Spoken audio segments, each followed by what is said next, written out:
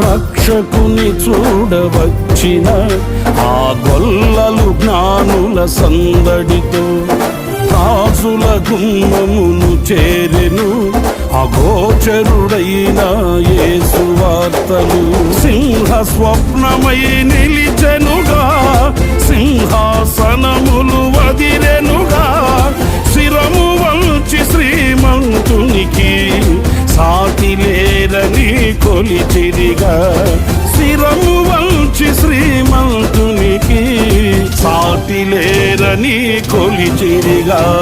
స్తుతియు మహిమ ప్రభావము ఎల్లవేళల ప్రభుకే చెందును. స్తుతియు మహిమ ప్రభావము ఎల్లవేళల ప్రభుకే చెందును. రక్షకుని జన్మస్థలమా యూదయ